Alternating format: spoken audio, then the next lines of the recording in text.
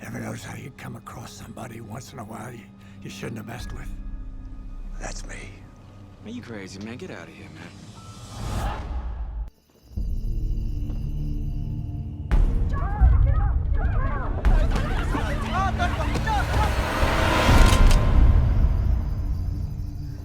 Get off my lawn. What about him? Just a gang. And here's the deal. You stay away, because if I have to come back here again, it's gonna be ugly.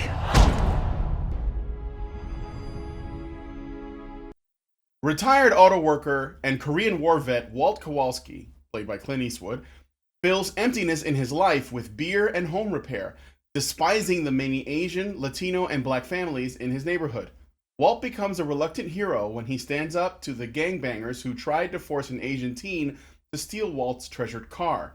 An unlikely friendship develops between Walt and the teen as he learns that he has more in common with his neighbors than he thought.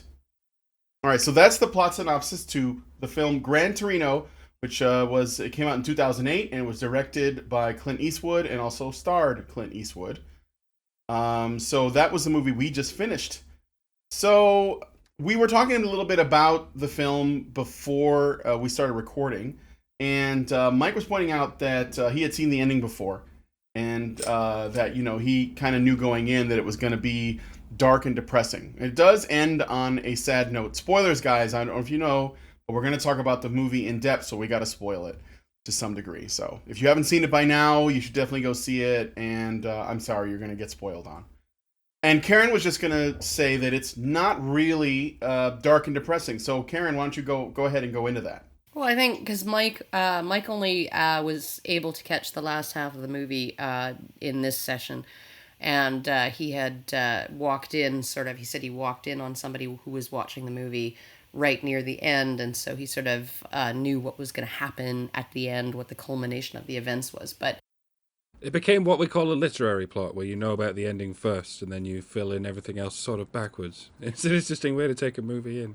Often happens because you come in at the end rather than leaving halfway through. Yeah. But I think that essentially he missed... the first half of the movie was sort of this expansion of this man's horizons, of his heart. It was like the entire movie was a healing episode for Walt, and it was essentially like, I mean, it begins with the death of his wife, and you would think, oh my God, like, this is going to be just like a really depressing movie. And then you learn that his kids are all assholes, and his grandkids are all fucking assholes, and his daughters-in-law are assholes, right? So I mean, like, you sort of, it's sort of really depressing, and then he just kind of finds this place to be.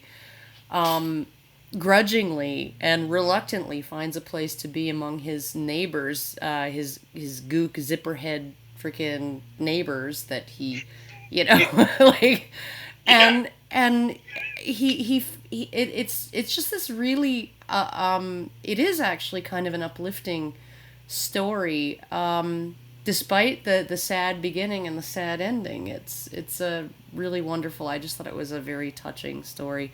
A very heartwarming story, and it was just a story of people coming together, and that was a lot of what I got out of it. So I didn't find it depressing. I cry at the end every fucking time, but and I'm still a little misty now. Is it because he dies, or is it mainly because of, like, the sort of like all the... It's not just his sort of death, but maybe it's the other things, like what he leaves behind, how he has affected people, and how those people affected him too. It's how he chose. It's how he chose to go out. Yeah. That he spoiler. That he knew he was terminally ill. That he knew that if he went to that house and pulled a gun, right, and tried to have a shootout, he'd never win, that he and Tao would get just annihilated. And so he was just like, no, I'm going to give this family and this neighborhood this incredible gift, right? I'm going to go there with no weapon, right? And I'm going to essentially incite these criminals, these gangsters, to do something that will land them in prison for a long time and get them out of everybody's hair. That's what I'm going to do, and I'm going to die doing it, right? So. And he did it, presumably for some kind of Vietnam catharsis, which, you know, I presume is what was so appealing about the movie to a lot of other veterans. He explained at some point in the story that he once had to shoot a sort of innocent, presumably Vietnamese kid, because he said gook, it could be anything, but I presume that's what he meant. He was in the Korean War, but... Oh, yeah. Korean War. Yeah, okay. It was in the Korean War, but basically... He did even explain at some point that this was like cathartic for him in that way, although not in so many words. That wanted to make up for that in some way, and in a way that's him finding something in common with maybe that's sort of reminded him of that war in some way, because he found himself in a situation where the people he had most in common with were the people he was shooting. I think so, and I think that like when he was talking to the priest and he said, you know, it's what you weren't ordered to do. That's what haunts you, right? You know, and then he describes shooting, you know, 17-year-old kid in the face who just wanted to give up, just wanted to surrender, but, you know, like it's circumstances or whatever.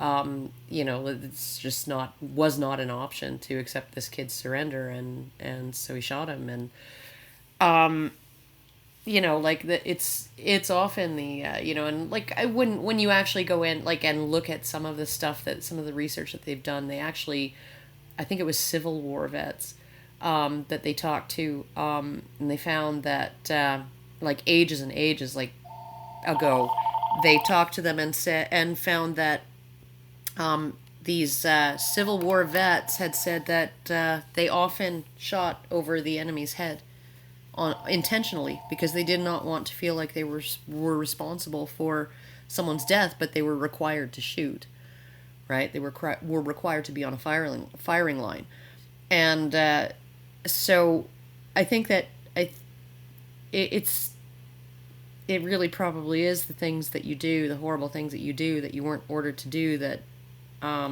would haunt you for your entire life, mm-hmm. Right? Yeah. Well, let me go around and find out what people's impressions were of the film, just in general, and then we'll get more into the other stuff. Max, I'll start with you because you haven't spoken in a bit. What did you think about Gran Torino? I loved it. What is really unique about Clint Eastwood in his movies, at least the way that I personally experience them, is he takes these very basic messages and themes centering around human morality and puts them in these very, very creative contexts. I'm not sure if he actually had anything to do with the script. It might have been written by somebody completely different. But in this particular circumstance, it's, you know, what are the main themes? You know, it's about tolerance. It's about how important it is to experience different ways of life so that they may be able to inform your way of being. And with this movie in particular, he found a way to tell the story in a very unique and moving manner where I didn't cry. I don't cry at movies. But the ending of this movie, it was so moving that Clint Eastwood's character Walt, he would sacrifice himself just so that he could hopefully give this other young man a chance at a life that he didn't get to have, mainly because maybe he spent his entire life following orders, maybe he just spent his entire life by the book, which is why he feels sort of like a failure in regards to his family.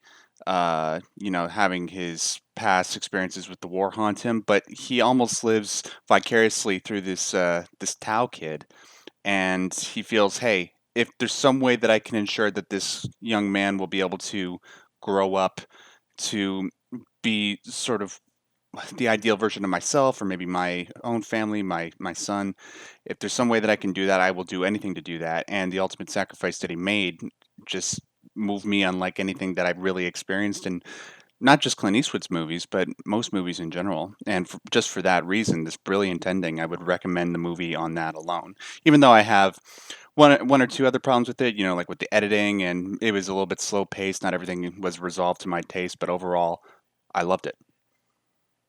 Oh. All right. By the way, did you guys know that the white kid that was trying to fit in with the black kids in the movie was Scott Eastwood, Clint Eastwood's son? Oh. I'm gonna have to look at that again. He looks a lot like his father. Yeah. Although that's easy to miss. That puts the whole "get lost, pussy" in a completely different context. Get lost, you pussy. Yeah. Yeah. And another particular thing about this movie, sorry, I just wanted to bring this up, is how awesome, like, all these overused insults sound when they're coming out of Clint Eastwood's mouth. I just want to say things like that when I'm walking up to people, like, in his tone of voice, because then they sound legit all of a sudden. Yeah. It's funny, all of these things made me laugh, and I think they would make most people laugh because they make us a little bit uncomfortable to hear. But there's also a point where it just, and I don't know if Clint Eastwood meant to do this, but it also cuts to a point where it just doesn't bother you at all anymore. You just kind of come to expect it, and it loses its power. It stays funny though, but it loses its power in terms of its ability to offend, I guess. It starts to become almost like just a casual darling, right? Yeah. Or whatever. Like it's one of like these sort of racial slurs and stuff. I mean, he starts out calling the kid a zipperhead, and because he really doesn't, like the kid. It's like, oh my God, my entire neighborhood's being overrun by all of these freaking zipperheads, right? And then he like shortens it to Zip, and he just calls him Zip from then on. And as he's getting fonder and fonder of him, he just calls him Zip, and it becomes something friendly, something affectionate rather than And this is, you see this, the barbershop scene is sort of a perfect example of that, and the construction foreman scene. Where they're trading racial insults because it's fun, right? And it's a way of showing fondness. It's a way of showing affection. It's a way of showing, sort of male form of bonding that's sort of going the way of the dinosaur, right? So there is that, but also, and there's another little interesting bit of trivia. This film is one of, box office wise, it's one of the most, if not the most successful Clint Eastwood movie in the US and in the UK. Not counting inflation. So that's when you don't account for inflation, but it's made that much money. So apparently it had an appeal, and it's still pretty critically acclaimed, despite the fact that Clint Eastwood he says a total of 53 insults in the film. Somebody counted the insults. That's it? The trivia. Yeah, I know. Much more 53. than that. Only 53? Yeah. Fuck. I know. And you think it's more, like in the hundreds or something, like every time he speaks, So, let's see. Mike, what did you think of the movie for the half that you saw? Did you enjoy yourself? It's weird that he wanted to do a movie like this after all the westerns he did. Like it's weird that this was the movie he felt comfortable making after all that shooting up shit. But it's easy to reimagine as a western. Mm-hmm. You might have to change up the races a bit, but you can see sort of in group, out group, sort of all ends in a shootout, sort of avenging something or other here or there. But yeah, it's there probably is a western story out there very similar to this, and just sort of retold in a more familiar setting, I guess. Yes, and ultimately, well, let's look at.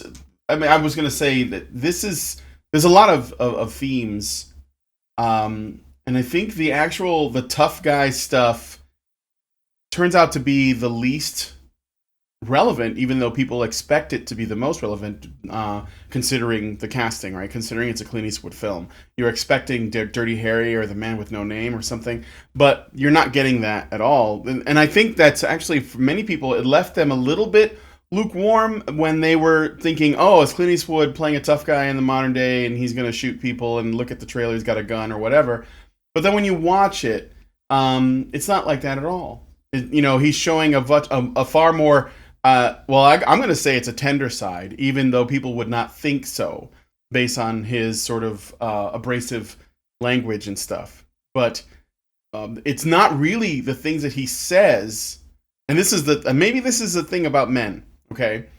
It's not really the things that he says or the way that he goes about expressing himself that is what you should pay attention to, but rather it's the actions that he does. It's the things where he shares with the boy, and he takes him under his wing, and he wants to help him become a man, and he sticks up for people that are not able to defend themselves, and it's the actions that he takes, and the stuff that he sees in other people that make him sick, like the actions of his family, or the actions of his what he calls his spoiled children, and their wives and their children and so on, because there's something like that he thinks is lost on these people that he values. Even the priest he doesn't really value for a long part of the movie, and part of it is because in his mind the priest has done nothing, hasn't experienced anything that he's experienced. So maybe just from what I see, I think that might be something that we're being asked to look at. You guys follow what I'm saying? It's almost like the movie, it's taking a bunch of these different values, whether they're, rooted in, traditionalism or sort of a new way of looking at things, and just asking us to examine them. It's not exactly trying to take a definitive position on them, except, maybe for the importance of family and community. But like it shows the importance of just looking at all these different ways of life and determining for ourselves whether or not they'd be good or bad for us personally or as a whole. And on that level, I thought that it was something that I've never really seen from Clint Eastwood's work, and something very unique to the movies that I watch in general. Yeah. What I found interesting was that Sue, Tao's sister, she tells him early on, sort of, you're a good man, Walt. You saved my brother. You blah blah blah blah blah. You're a good man, and he doesn't have a role model. Our father just was very traditional, and Walt is like, what the fuck are you talking about? Like, I'm traditional. She's like, yeah, but you're American, and that's like, it's like a whole level up from the traditionalism of the family that of her father, right? Her father was, traditionalism on crack, I would expect, right? And so she's actually telling Walt that, he's a good role model for her brother because he's actually progressive compared to the man that raised her, right? So yeah, and that was another thing. Is because Max, you mentioned family, and I was just thinking about family, and one of the things that I was thinking about was the are they the Hmungs? Was that the race or the family name? The Hmungs, it's the race. Okay, yeah, the Hmungs that lived next door to Clint Eastwood appeared to be pretty family oriented, right? They had barbecues, and you would go there, and there'd be large, extended family members bringing food and everything, and so they appeared to be like a clan. Now, of course, their idea of traditionalism did seem different to Clint Eastwood's character, who's probably, just not used to it. That's why he was probably like, how many swamp rats could you fit in this building? But at the same time, though, they were significantly different, the family next door, from the gang members who were also of the same race, or even the same family, because he said that's your blood or whatever. but they were all these guys that were just sort of running around, in gangs, trying to, essentially, they were their own family. They lived in a building together, but they were, it's sort of like they were showing two extremes. So you have the Mungs that were next door, where the daughter was saying, well, our father is very traditional, and this was the reason why the son, I guess, would turn out to be kind of, milk toast and, and unable to really sort of stand up for himself and stuff. And then you have, go ahead. Yeah, dad was too hard on him. And then you have the other end of the spectrum where you have the gang bangers, and they have no father, and they only have each other, and they're on the other end. They're basically like overdoing the masculinity thing. They're over because they don't have a guide. And Clint Eastwood's character is somewhere in the middle because he can, show the boy or sort of give him guidance, be the father figure, which is mainly what he represents for. I would say that's the majority of the film is him sort of, becoming this father figure to this boy, but not going so far with, what feminists often call toxic masculinity as those gang members who are really not learning this from their father. They probably don't have a father. This is actually an example of what often happens in low income neighborhoods like the one I live in, where there is there are very few fathers that are present for their children, and it actually affects the way that those children grow up and behave, boys and girls alike. And you can see that in not just the Asian gang, but the Latino gang and the black guys that were like hanging out too, because they don't appear, at least the way that this is presented, they appear to be acting on, again, with that like fatherlessness that that's like a consequence of that. I think that's what he's going for.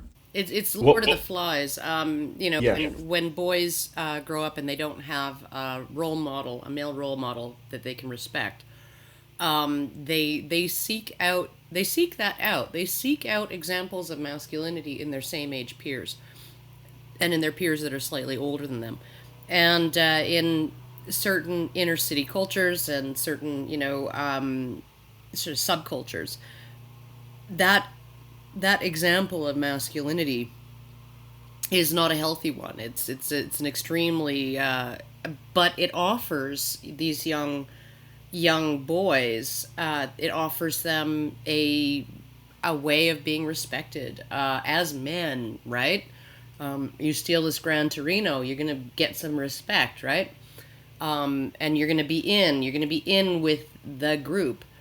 And so, I mean, it really is sort of, and you see this too, like I was talking to a feminist years ago, and she said, oh, walking down the street in London, right, and I get catcalled and blah, blah, blah, and I said, oh, yeah, what neighborhoods are those?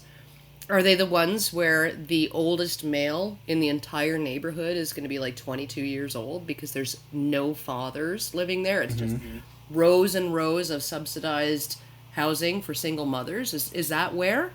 And she's like, oh my God, you're right. That is where I get catcalled. Yeah.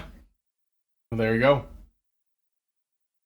And I think that's where they were showing. I think they were trying to show the extreme of one end and the extreme of the other end, and Eastwood is somewhere in the middle. And it's not necessarily painting him as the moral center either, because he's got his own baggage and his own demons, and that's good. It's very respectful. So let's look at Kowalski's worldview. Kowalski's opinions on his wife. What can we determine based on what the film showed us about his relationship with his wife? Do you guys think that they had a really loving marriage, and that he was very happy with her, and that when he lost her, it was sort of like, I don't know, like almost the final nail in the coffin for him? It's not easy to glean much from that, but I think the way he talked about her, particularly to Tao, right? Like, I know how to, work it with the ladies, right? Because he's like, you just gonna let her leave with those guys, right? You freaking pussy. And what do you know? Well, I managed to get, right, the best woman in the world, right? I managed to convince her to marry me, right? So I think that he, if you sort of look at even just him sitting on the porch and he's, sort of looking at her picture, and he looks over at the dog and he says, "Yeah, we miss Mama, don't we, Daisy," or whatever, right?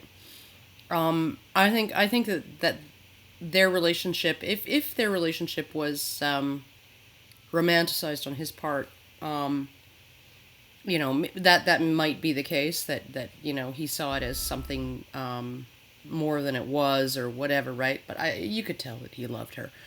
And I would have the feeling that any woman who would be willing to stay with that man until, death, would have a very deep understanding of who he is and just be able to be okay with who he is.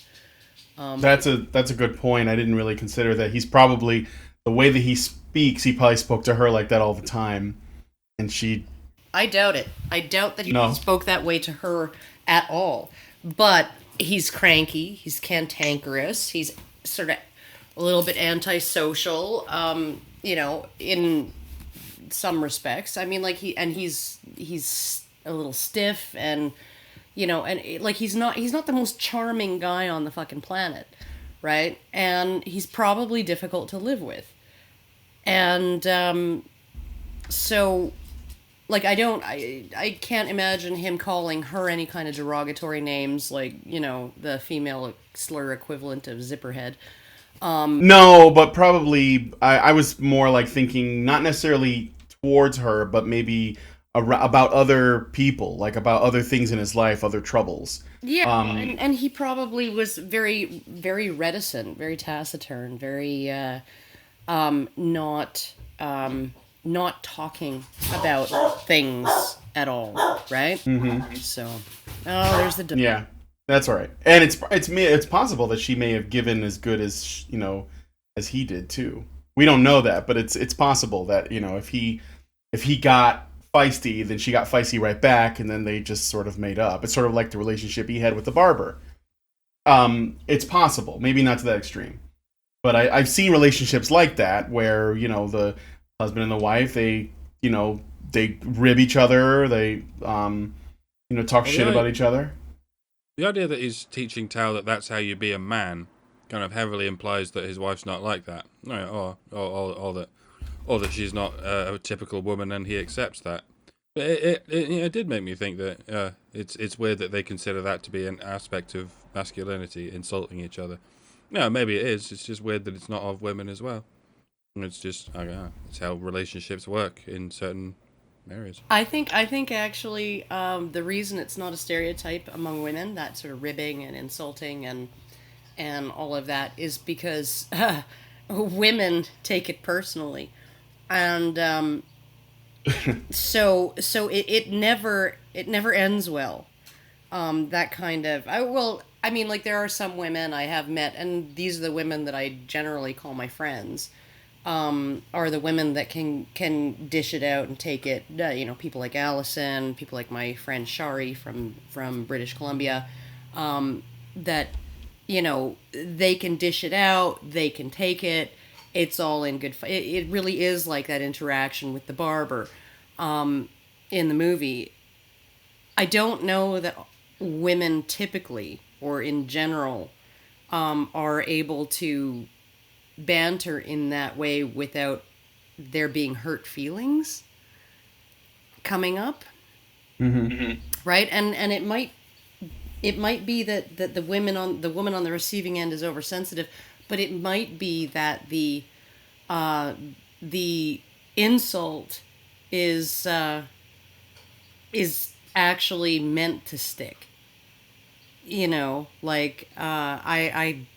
I see this all the time with, particularly with my boyfriend's family, right? These sort of passive-aggressive women who's, they can actually insult you without saying anything impolite. Oh, you mean... Yeah, go ahead, Mike. The quiet, cutting remark, the pointed remark that nobody else would really pick up on the fact that they're insulting you, but they've insulted you. I do that sometimes, but I'm kind of a bitch like that. But I think the main difference is when most of the fighting women do is insulting, or it is words. Sometimes it comes to blows or whatever, but generally most of the conflict that women do, the serious conflict, is in the form of insulting and backstabbing and that sort of thing. And so they have to know where to draw the line, so to speak. They have to be careful with the insulting when it's polite conversation. And with men, there's much more of the violence is physical. It's, well, that's how you know it's serious with men, when it actually comes to blows. And that's why men can throw insults around. But conversely, that's why women are quite happy to sort of, if you stand on their toe accidentally, they'll just hit you straight away. They'll just straight away, the hand will come out and go, "Get out! You must have done that on purpose." Hit. Whereas men don't do that. If you stand on a man's toe, he's not going to suddenly hit you in the arm, because that would resemble how men actually fight each other. So I think that's some kind of parallel. Yeah, well, too, if you look at the affection between men and its physical nature, a lot of it is actually mimicking physical violence, right? It's shoving a guy, punching him in the arm. You want a Hertz donut? There you go, Hertz donut. So much of men's way of being affectionate with each other is like, verbally it's rough and tumble, physically it's rough and tumble. They just are more likely to to express themselves in those ways, even when they're being affectionate with each other. And women are, I don't know, they're just hard for me to relate to sometimes, because they seem so emotionally effusive, right? Like a guy will be like my boyfriend will say to me, who's my good twink, right? And it's like, because of that whole Kevin Straughn thing, and the, your hair's so short and your butt's so small I could flip you over and pretend you're a 14-year-old boy, right? And that's what he says when he's being affectionate with me, and it's like, oh, you my twink, right? And I don't know that a lot of women would find that to be like a term of endearment. But on the other hand, some of the effusiveness of women makes me really uncomfortable.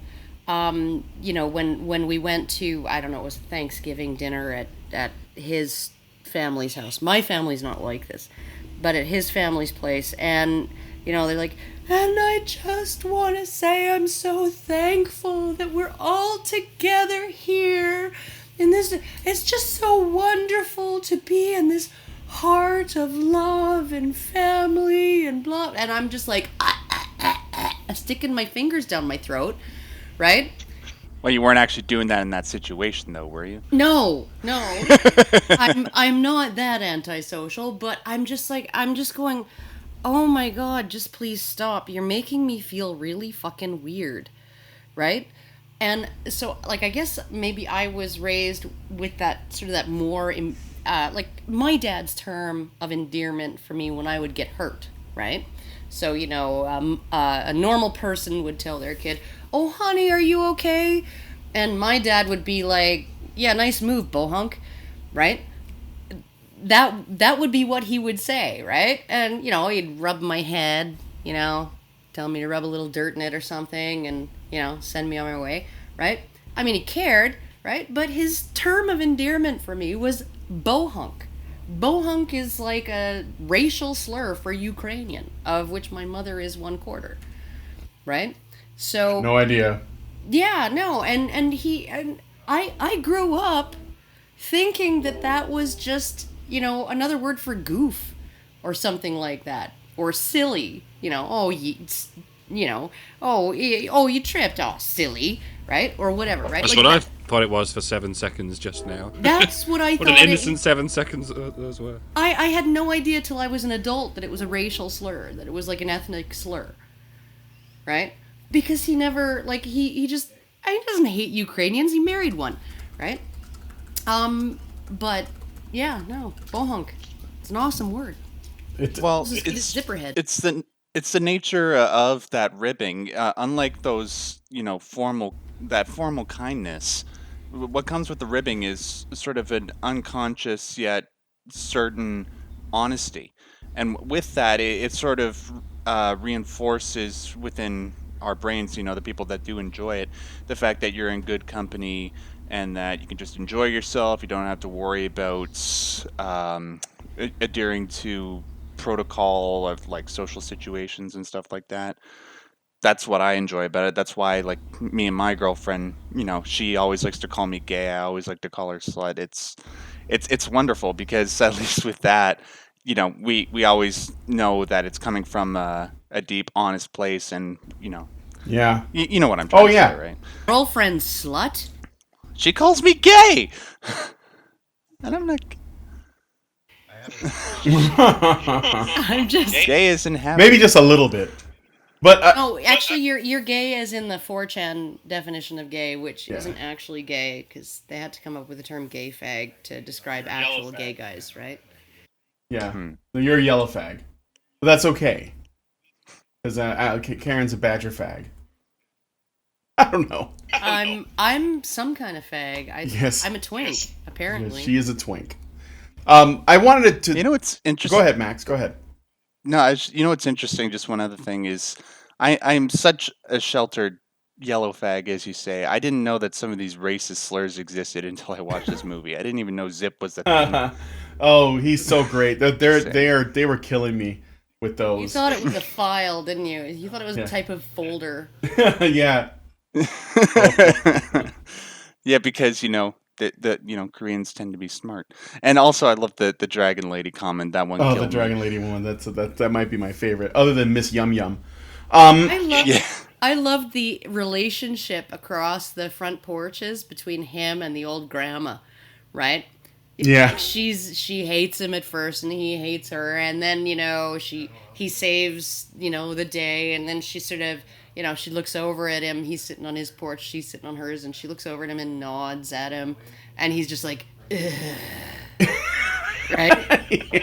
Like he just eventually he warms up to her. Yeah. Well, by the end, when he's like bringing her his dog, and he's like, and she's just, they do this funny thing where the film is intentionally not subtitled, so you don't know what the people are saying unless you speak that language.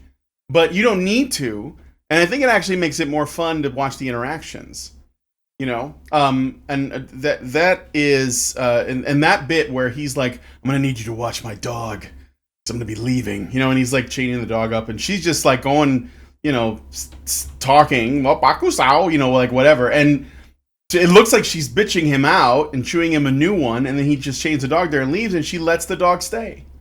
So you just don't know what transpired, Yeah.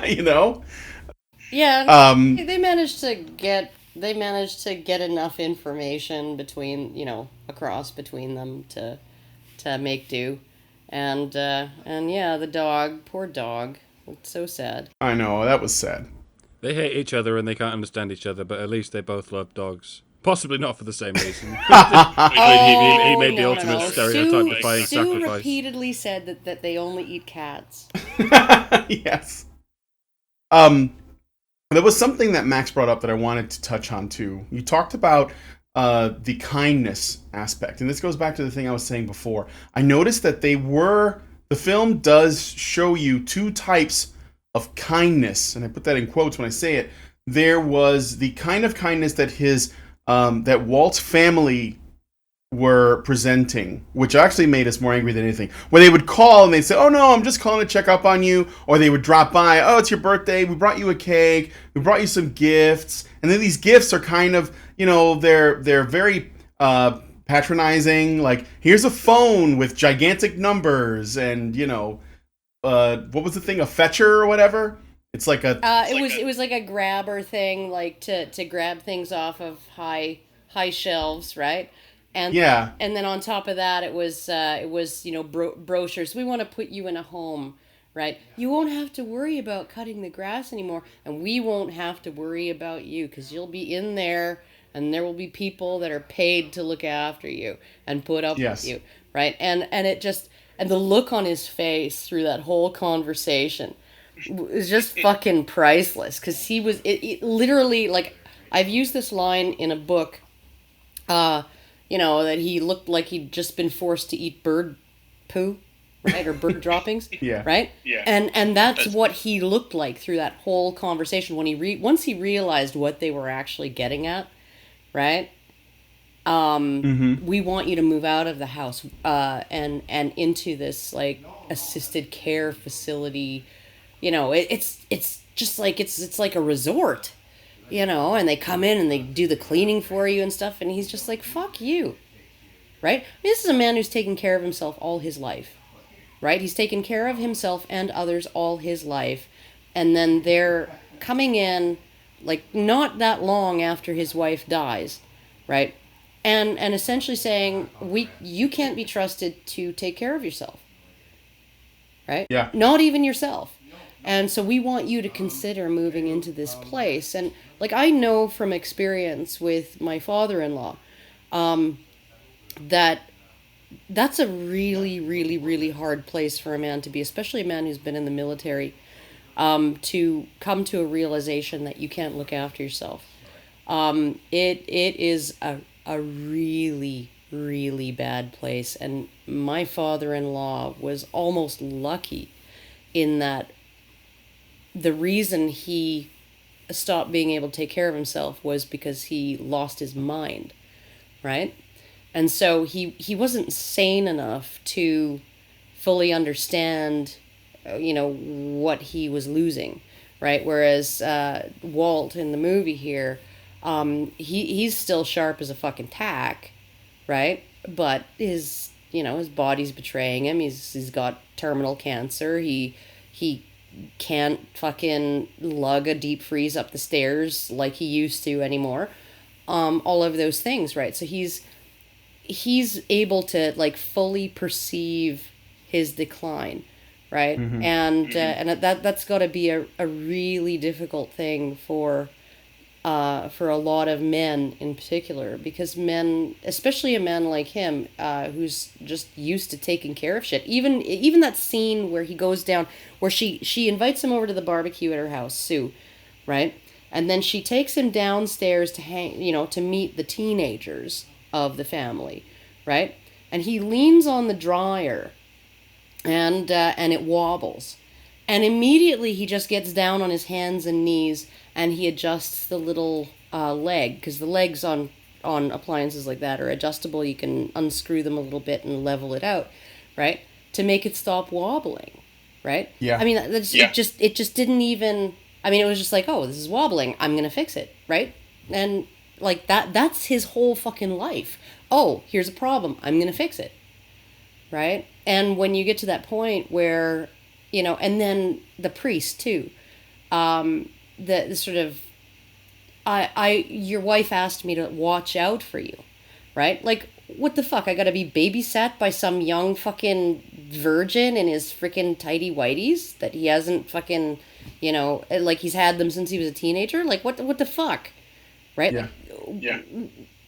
What? Right? Like, so, I mean, like, there was just so much shit piling on him between the priest and his family, right? Mm-hmm. And all of that. And it was just like, and he's just like, I just want to fucking be left alone and fix shit. Like, yeah. I want to sit on the porch with my dog and drink PBR and just smoke cigarettes, That's it. Well, I mean, that seems to be living the dream as far as I'm concerned. But I want to get back to the kindness thing. So when you look at the way that his actual family operated, everything they did for him was never without a catch. It was either, they were talking about the house. They were talking about like that they wanted the house, or that maybe they should sell the house. The car, the granddaughter or whatever, she wanted his car. There were people, the season tickets, right, to see the Knicks or whatever it was. Whatever the sporting event was. Yeah, the Lions, because that takes place in Michigan. So, but everything came with a catch. There was something to it, and so all of the kindness that the family would begin to present, he was always waiting for that. It was like, okay, what's the catch? What do you guys want from me? You know.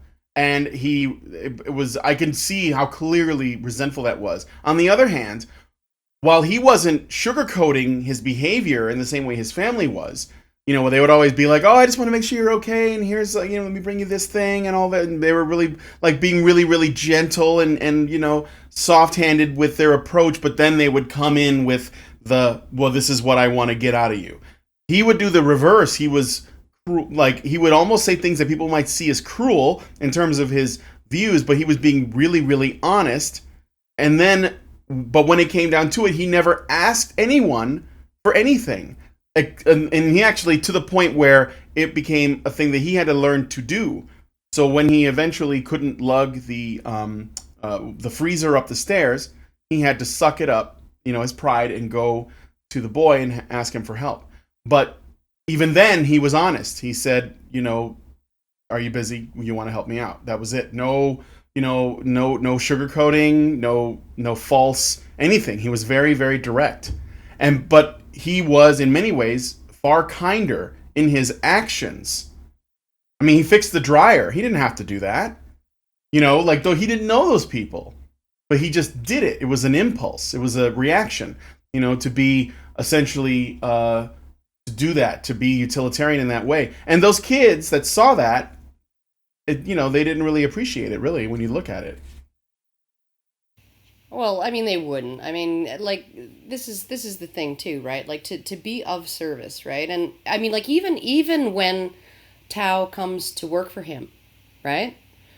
What does he do? Right? What does he choose for Tao to do? Not work in his yard. Count the birds in the tree? Right? He's like, you know, the neighbor, you Mongs, you come in and you let your houses go to shit, right? Okay, we're going to go over there and fix that roof because I'm sick of looking at it, right? And for free. For free. Just, you know, we're going to go across the street and fix this eyesore, this thing that's been sitting unrepaired for however long, right? For years. And you know, if I've got you working for me for free, right, then, yeah, you might as well fucking fix that.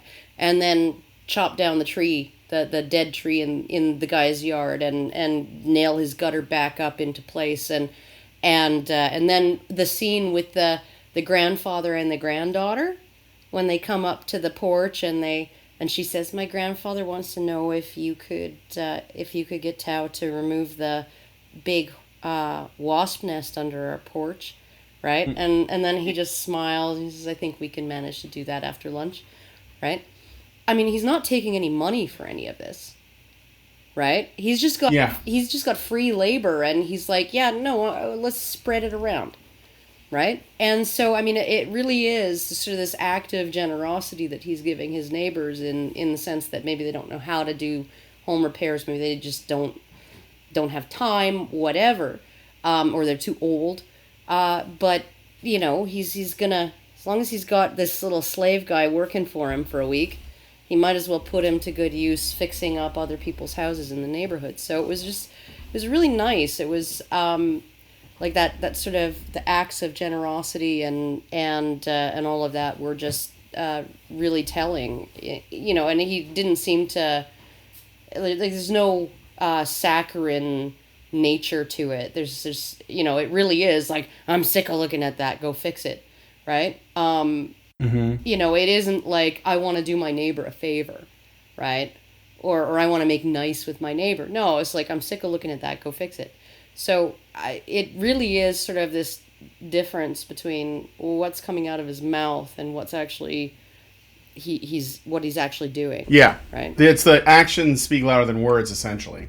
And that's basically how Walt seems to operate. You know, don't listen to what he says, sure, but really look at what he's doing. Look at the actions that he does. You know, when he gives the kid the Gran Torino to take the girl on the date, He's not just letting him borrow his car. There's something really significant happening there, because he wouldn't do that for his family. He wouldn't do that for the daughter who couldn't wait to get her hands on it, or the other things that I think that she had, that she wanted of his. You know, that's very significant. And I think the boy could catch that. He was like, "No way, you're not letting me borrow this car. There's no fucking way you're doing that." And he's like, "No, yeah, if you're gonna go on a date, you can't take a bus."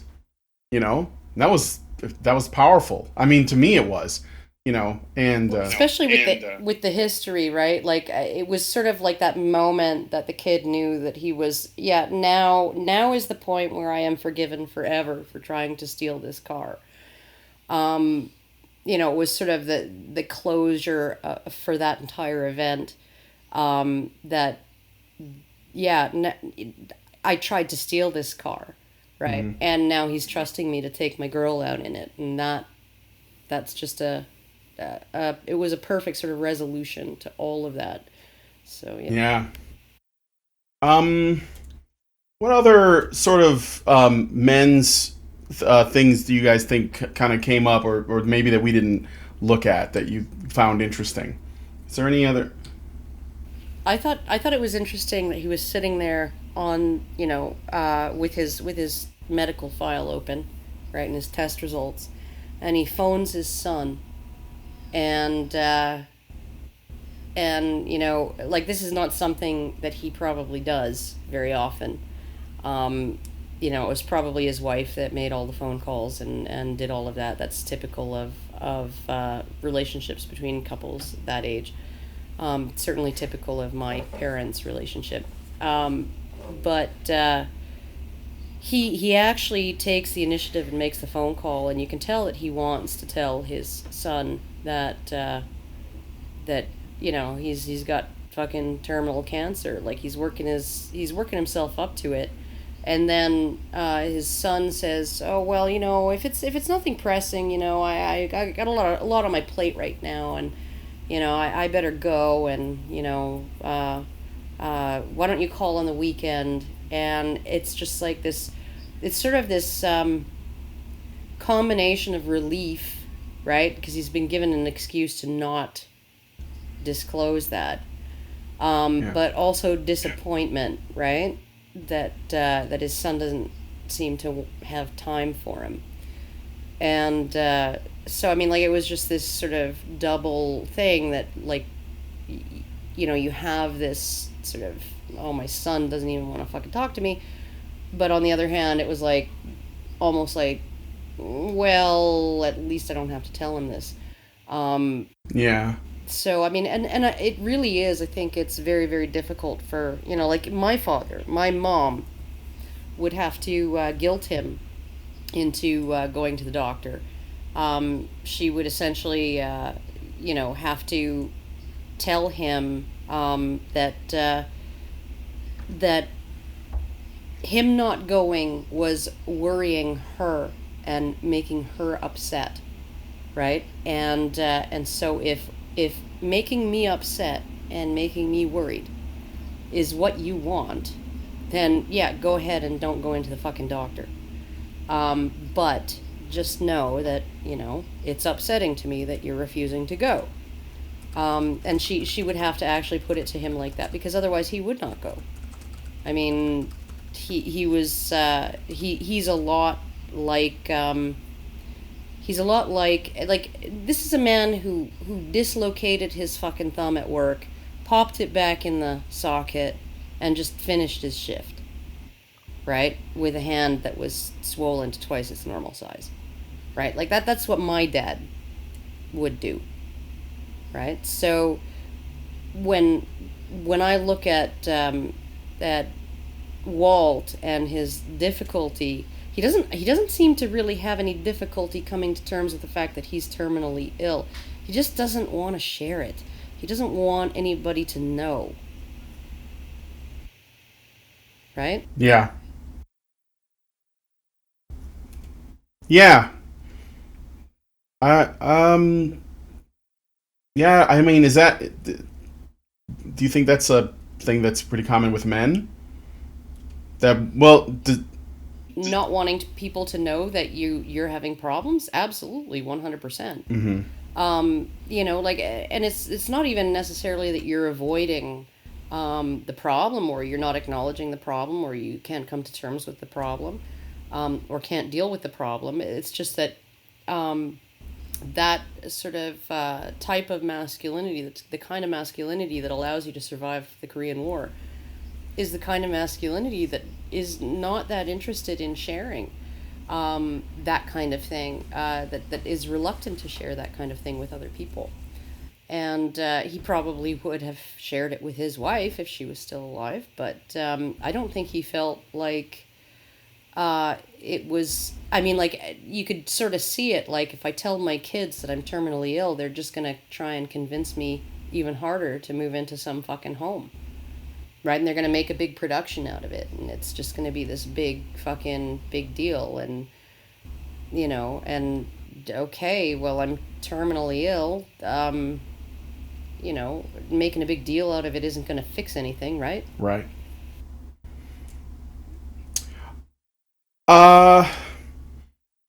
There was something else of interest. Oh, another bit of trivia. And this might relate back to what I was talking about, like, about the absentee fathers. One of the gang members has a tattoo, and it actually translates to the word family. And I that was intended. It's Chinese characters tattooed on his upper arm or upper chest that translate to family, and that's actually something that I think that those guys sort of see each other as they're you know, compensating for a lack of you know, biologically present parents. So I thought that was interesting.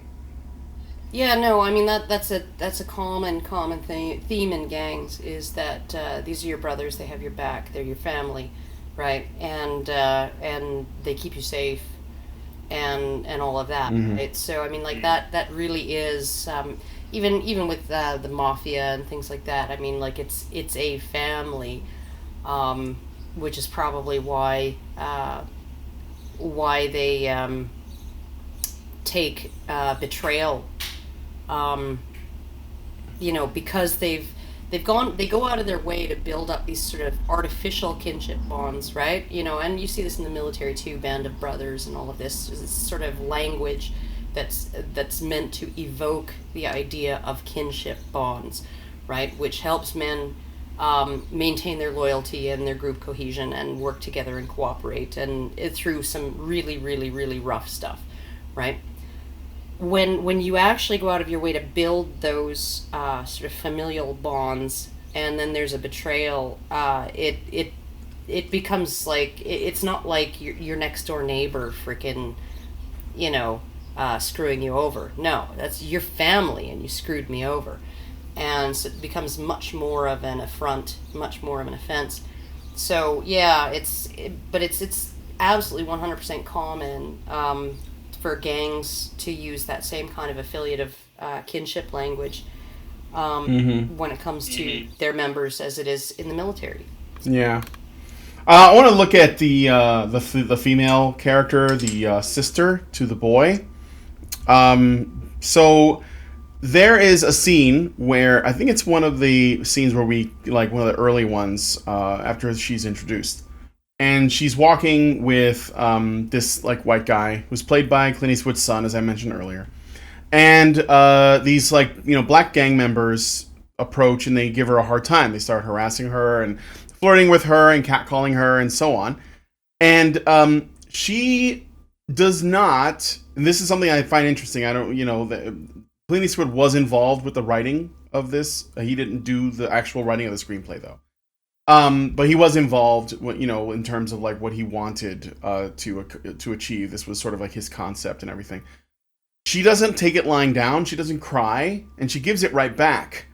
And you know, that's admirable. I mean, granted, you know, things sort of begin to escalate, and it's when Clint comes along and you know, kind of pulls her out of the situation. Because he's all about the Second Amendment, apparently. So, but and there's actually a bit of interesting trivia around that too, and I'll get back to that later. But I think that that's really interesting because there is a situation where a woman is sort of, harassed, approached, and catcalled and flirted with, and then they start to touch her and stuff. But she fights back. She doesn't cry victim. She doesn't, pretend that this is not, what she's doing, and the people that she sort of associates herself with removes her from risk. And I find that to be pretty interesting, and she's actually quite a likable character for that reason. I mean, so I wanted to throw that in there. I don't know if anyone else has any thoughts about her. Is she like believable? Is that sort of like, far afield? I don't really think so. Maybe she's a bit idealized or romanticized, but I like the way that they handle that. So if anyone has any no? Well, I did like that she was feisty, right? Like she didn't put up with it. I loved the fact that she kept calling him Wally even after he'd asked her not to a bunch of times. She just, okay, Wally. But no, she seemed to I guess be sort of down to earth. Like she was sort of a little bit of a, she was a plot device in a lot of ways, right? Mm-hmm. But I don't mind the way they handled her character. I think that they needed her to bring Walt into her family because it would take a woman to be able to do that. Yeah. And that he wouldn't have given anybody else the time of day or, even 10 seconds to, start a conversation. So, yeah, and I think, too, one of the things that she said in the truck with him on the way home from that incident was, it's just like that among the Hmong is... The girls go to college and the boys go to jail. That was and there was actually another little interesting bit too, where they first sort of her and her mother bring Tao over to Walt's place, and they're trying to essentially convince him to take Tao as sort of like a free laborer or whatever, to make up for him trying to steal their car. And when the boy sort of like, they're convincing him, they're trying to get him to convince Walt, and he's like, no, you can keep him, I don't want it, I just want to be left alone. And they go back and forth, and then the boy sort of pipes up and he's like, if he doesn't want to, it's okay. And then both the mom and her shout him down immediately, and he just looks at the floor. He starts looking at his shoes again, and I thought that was really interesting too. But then that was the moment that Walt was like, okay, just fucking ease up on the poor kid, right? Yeah. All right, I'll take him. That was when those two women, right, his sister and his mom, turn and start freaking out on him, that he relents and he says, okay, right, just leave him alone. I'll take him. Tomorrow morning's fine, right? So you can sort of see that he's just got this sort of softness inside his very, very crunchy exterior, his crunchy candy, not candy coating, something other than candy. It's like salt rock. He's like one big salt lick with a chewy center. Yeah. Okay, Max, were you gonna say something? I thought I saw your little profile thing light up. Yeah, I was just gonna say, like, I echo what Karen said about the sister character for the most part. It's just I wish that at the very end of the film she sort of had a little bit more closure, because it almost seemed like after she was brutally sexually assaulted by those gang members, it almost seemed like her story ended, and for the most part it was just a matter of Tao and Walt just sort of concluding their story. Whereas for the most part of the movie, I found myself really enjoying myself every single time she was on screen. Yeah, no, I think that that did feel a little a bit anticlimactic on her part. But I think that it was almost like that event the final catalyst. Like the guys doing the drive by, that was severe, and that was pushing him, and then when she came back, and she was basically one of the people he was closest to, although I think he was probably getting closer to Tao at this point, much closer, because he was showing him how to be a man, and he got him a job, and he got him tools, and he bought him everything he needed to get going, and that was just so nice to see. But yeah, that did feel like there was a bit of a, I don't know, like bit of an anticlimactic bit on her end in terms of her character development. Not bad, but a little bit flat. So falling into that sort of, rape is this thing that a woman can never recover from, and all kinds of other stuff. I think that essentially, that like leaving it where it was maybe the best way to go, because like I think that the way they had portrayed her character was that she was someone who could move on from it, particularly in light of the final circumstances where all these guys who did this to her are going to jail, right? Maybe not for what they did to her, but they're going to jail for a long time, right? And then you see her, and maybe this is the resolution of her story, because she's sort of the least traditional of anyone in this Hmong family. And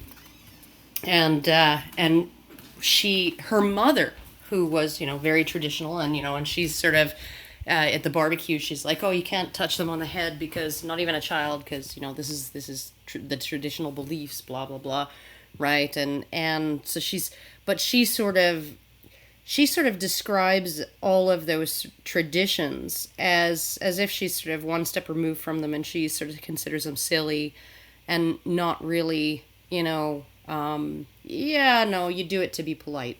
But other than that, it's silly. At the end, she's wearing full traditional ceremonial funeral garb, right?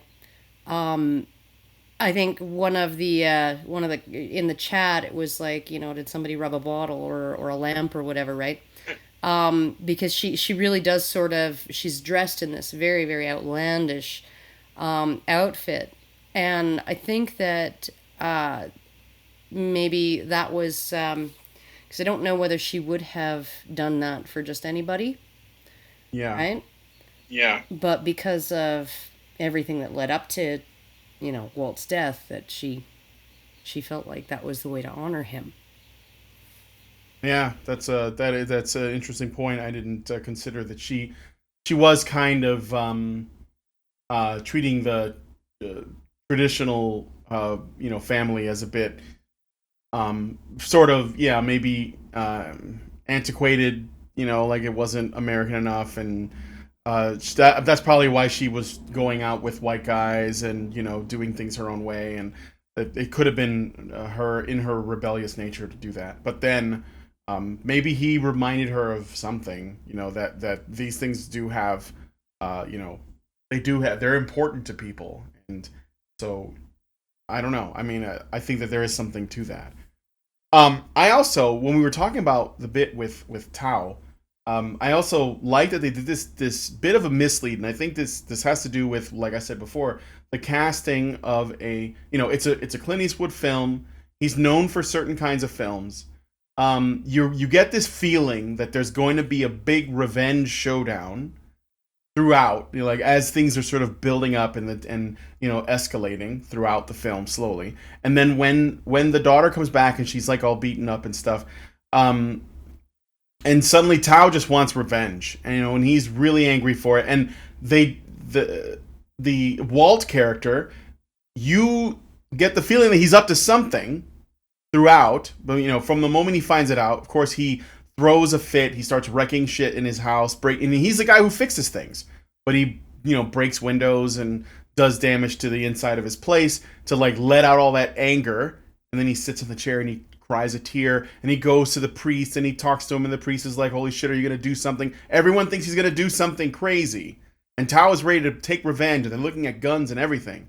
And then what happens? They do this great, what I think is a bit of a twist, where he locks the kid up for his protection, because he's like, you're not ready. You are not somebody that I want to see experiencing the thing that I have to go do.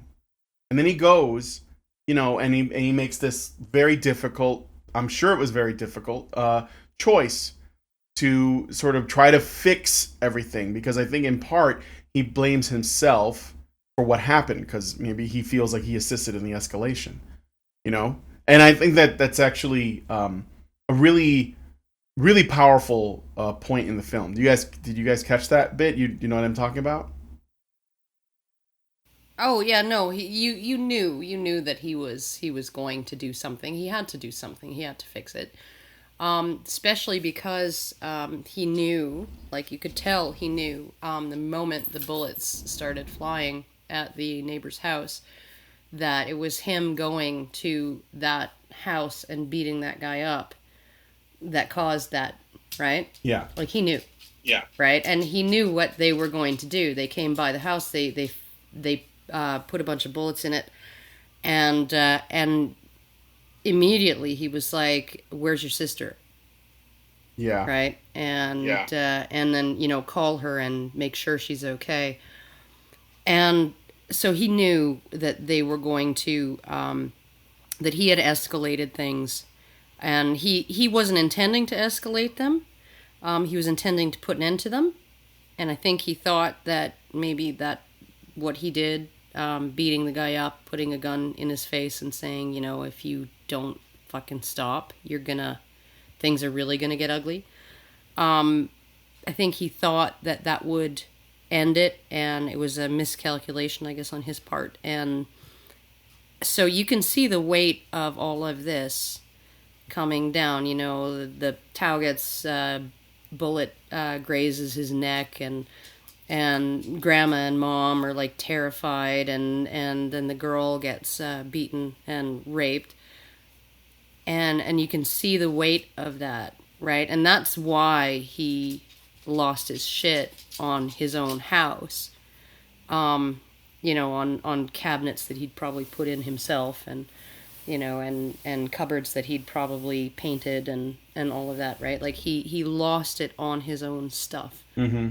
And and it was because like he immediately realized that his miscalculation led to those things, to that escalation of things. And I think he knew that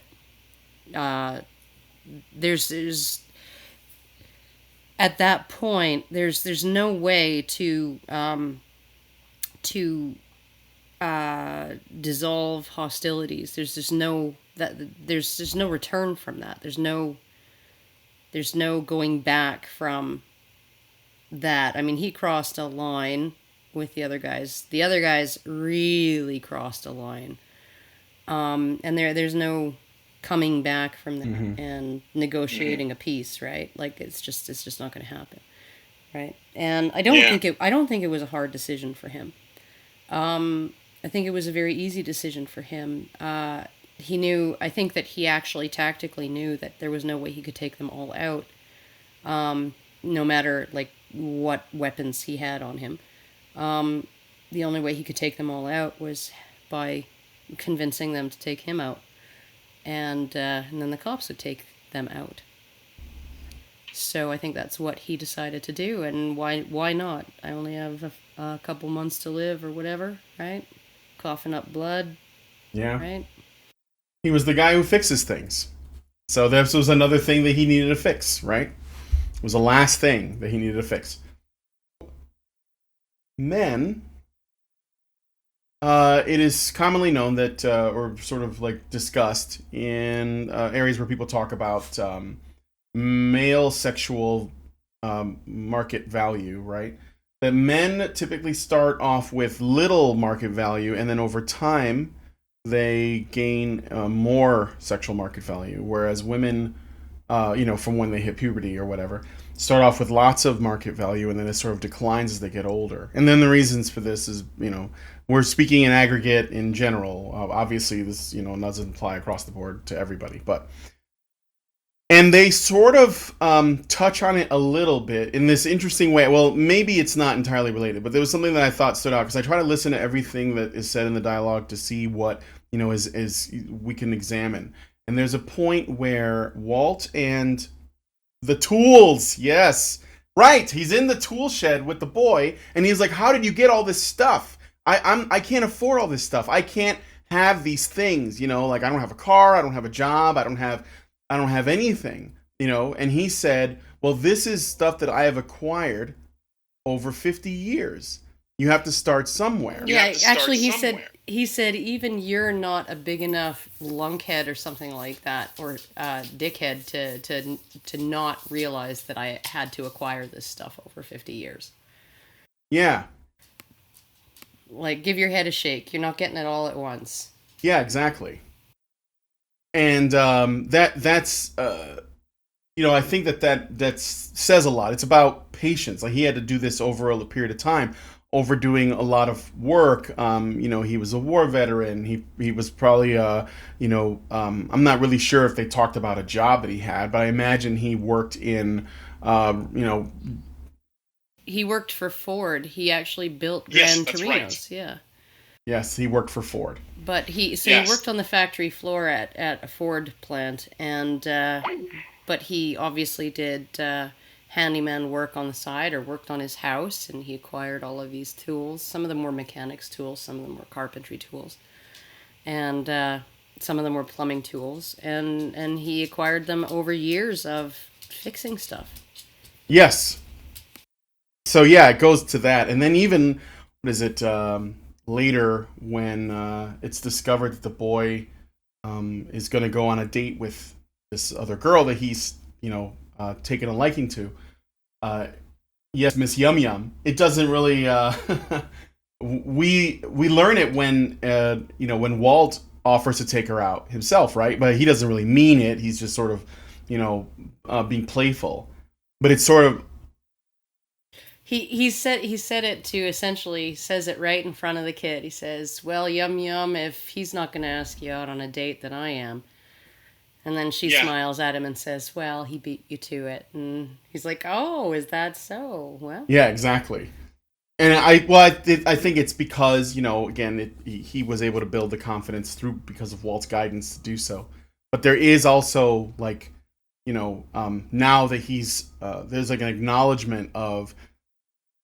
This kid will, need to have a future, have some earning potential, some ability to, have value outside of just his personality, I think, to, get this girl's interest. And part of it is that by doing that, by getting a job working in construction and, learning how to talk like a man and interact with people, essentially breaking out of his little, sort of introverted bubble, it actually gained him the confidence to probably get her attention, and that she could see him, for what he was able to be. And Walt, of course, is at least he is to thank for that, So. Oh yeah, didn't you just love the reading of the will, right? And not just seeing that granddaughter look so disappointed when she realized she wasn't getting that car, right? But then the lawyer or the executor apologizing. I apologize for the language. I'm just reading the will as it was written, and saying, if you're capable of taking care of this car without, painting stupid flames all over, like some hillbilly, hillbilly, like some white trash hillbilly, or putting a gay spoiler on the back like the Gooks, right? Because it just looks stupid, right? If you're willing to take care of it properly, you can have the car, right? And I just thought that was just the most beautiful little sort of goodbye. Yes. Yeah, that was good. Well, I don't know that there's much else we can say about it. There is one last bit of trivia I wanted to tell you. This was originally, the concept was that it was going to be the final Dirty Harry film. It was going to be about a retired Harry Callahan. But I think Clint decided to change it completely from what I hear, to include these themes that I don't think you would have gotten if he had just made it a Dirty Harry film. So, yeah, absolutely. So we ended up with something far, far better. Okay, well, anyway, final thoughts, anybody? Mike and Karen?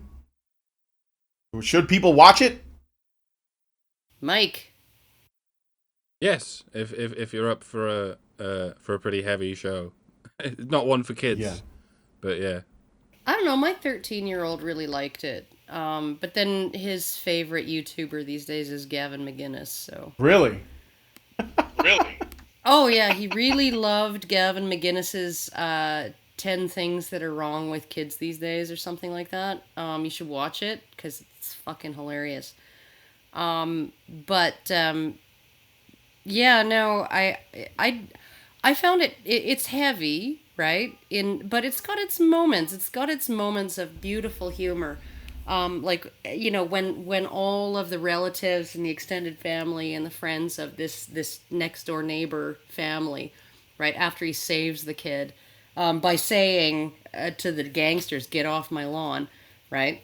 And he's got this big freaking, you know, high performance rifle, right? And he's like, "Get off my lawn." Yeah. Right? And then they're all thanking him, right? You know, thank you. And he's like, "Get off my lawn," right? You too, right? I didn't invite you over here either. But, you know, so there were these moments that were just absolutely brilliant. When they're all bringing over, like, flowers and food, and he's just like, "Oh, my God, what the fuck is this shit," right?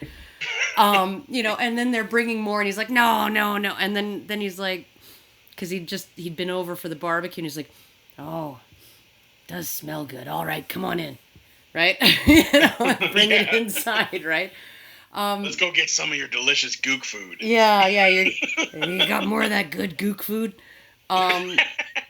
But yeah, no, I mean, like he just, like, he's so crotchety, and it's so beautiful. You know, it's like he just, I guess he reminds me so much of my dad. You know, like I learned how to butter a floor tile and how to swear from my dad. You know, and how to wire a light switch and all of that stuff, right? And it just really those aspects of this movie, and some of the humorous aspects of it, that argument that they have over who's going to take the top. Oh yeah. The deep freeze up the stairs. Yeah. Right? And he's like, no, I'll take the top. And he's like, no, I'm younger, and I'm not that old, I can take the top, right? I'm not dead yet. Right? And it's just like, you know, like this sort of the argument over, like, who's going to take the top, who's going to take the heavy part. My favorite bit that was the funniest, aside from, of course, all the insults, but I love the bit where he goes to the construction site to get the kid the job, and they're talking to the foreman or whatever, the guy who runs the place. And he, you know, the guy's like, "So, do you speak English, kid?" And, you know, the kid starts talking, and then he just starts making up some story, because he's like, do you have a vehicle? Because I see that you got dropped off by, you know, Walt. And he's like, "Oh yeah," and he made some complaint about his car, and the Irish guy immediately goes, "Oh, I know what you mean. It's fucking," you know, and he just goes along with it, and it worked out exactly the way Walt said it would. You know, you start complaining about how, you know, the mechanics are fucking you in the ass, yeah, and then, like, and the guy immediately goes, "Oh, I know what you mean," and then he hires him on the spot after that. I loved the way when the kid finally came in that third time, right, into the barber shop, and he says, "Excuse me, sir, I need a haircut. If you ain't too busy, you old Italian son of a bitch prick barber." Boy, does my ass hurt from all the guys in my construction job. right? Something like that. And the barber just bursts out laughing. So it was like, yeah, I can't fucking do this, so I'm just going to say something completely fucked up and funny instead. Right? And it worked. Yeah. Right? Yeah. You know, like, it just broke the ice, right? So, I mean, like, you sort of look at all of these fucking things, like, the whole idea was just sort of a healthy way of men to mentor young men, right? And it doesn't have to be cuddly and affectionate, and it doesn't have to be necessarily like, telling you, like, there's the one time right at the end, as Walt's walking away from that closed locked basement door with the kid on the other side of it, and he says, "I'm proud to have been able to call you my friend," or something like that, right? And like, that's about the most effusive thing Walt says through the whole thing, through the whole movie. And it really is, I mean, like, it's all in there, right? All of that stuff is in there, but, it just doesn't, it's not like this sort of fake, phony, overblown, like what so many women do that I know that, are so, they're just so over the top with expressing those things, and we sort of all have this idea that men don't actually feel them because they're not saying them all the time. Yeah. Right? Yeah. And I think that this movie really kind of shows that, right? Shows it just in the little changes of expression on his face, right? When he's seeing the kid, do something right for a change, and kind of gets that little half smile, right? You can see that he feels a deep affection for this kid and really wants him to do well, and he's invested in his happiness and his success and all of those things, and that he's invested in that family now, right?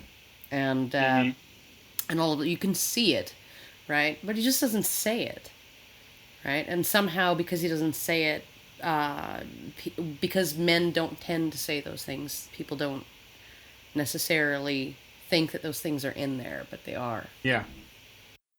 I think that's those are really good points, and I don't know if wonder if we're gonna see stuff like this, like in film or again. I don't know. I know that Eastwood, he has a lot of these sort of complicated themes in a lot of his work. I hope that we see more of this stuff in the future. But anywho, I don't know. I guess we're just gonna close it out here. And if there's anything else that anybody who's listening wants to add that we missed or we forgot to mention, put it in a comment or send us an email at topic@badgerpod.com. I want to thank Mike and Karen and Max for joining me in watching this week's ERMAHGERD topic, which was Gran Torino. If you haven't seen it, definitely check it out. It's very good. And we'll see you guys next time. Get the fuck out of here. Get off my lawn.